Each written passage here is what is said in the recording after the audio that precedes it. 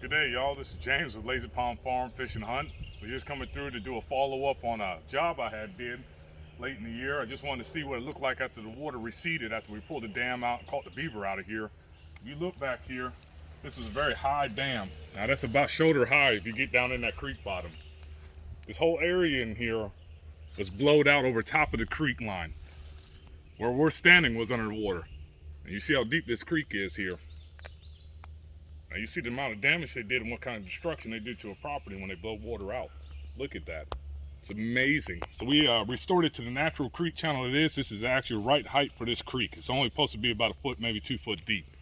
This was over 8 foot deep at one point. So we're gonna walk you on through here and let you look at what it looked like. This is the after. This is how you know you did a good job, and you always want to do a follow-up. Now my partner Pan's over here to the right. Now if you look down here, you can see when this was blowed out, when the water was up high, you can see an actual makeshift dam, which is rolling right on around here with me. You see how they pushed the banks out and they rolled it right on around. So basically what they were doing was extending this deep water out farther, but by holding the water to keep it underwater. And that water level, like here, up here on this top of this bank here, is about a foot. When you get out towards the creek channel, it was about 8 foot underwater at one point. Now it's all receded. But you look at all the trees that were in here. And you can see runs in the old bank here. Yeah. And what happens here is you get tree rot and it causes property damage. You lose a lot of timber and money. This is an old dam right here, straight back across, that we did not bust out because it was not a part of the natural creek line. So we left it, the channel of water, to go down the natural creek line. But you can see where they dammed up a hole here. Let's show that other dam back over here. Yeah, we're going to use on up back around it. Check it out. Keep on cruising around here. You gotta be careful when you're walking around because you got a lot of cut off stiles. You fall on and hurt yourself. We're going to ease on back up here. Give us a look.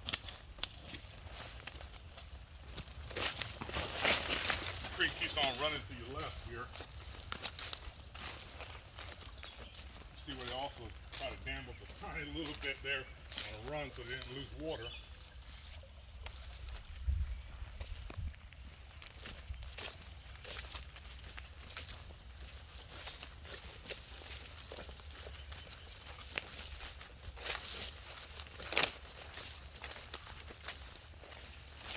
This is what we got here. What we got here now, to my right, is a beaver house.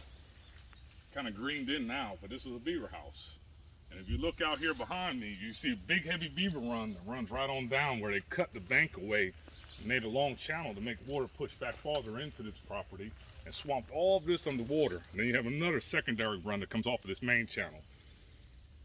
And wraps on around, and you can see the feed pile that was laid up underneath the water on the original creek here. It's very interesting to see what they do afterwards, the engineering of these animals. I'll show the entrance to that house real quick. You can see it if you look back up underneath that bank line. That's how they were getting into that house there. This property owner, very happy. There's another little dam there that's got water flowing over it. After all this was drained down, you can see the old dam from up further in the creek. You can come back in this next season and likely clean that out, right? Probably, if he has any more beaver issues. Always remember, beaver, just because you take care of the job doesn't mean that you're not going to have any more beaver. This is the wild, and you will constantly have beaver problems. So if you stay on top of it, you won't have as many problems. Just like mice in your house. It's a giant rodent. Now this creek actually runs back down to the river if you follow it that way. So easy access for them to come back up in here. You have to just maintain them throughout the years, and as long as you keep the big dams out, keep the water levels down, these property owners won't have to worry about, you know, flooding in the back end of their property here. And losing timber.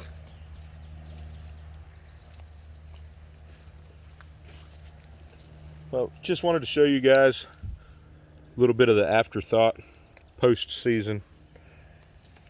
Always good to come back out and see if anything's changed or what's going on.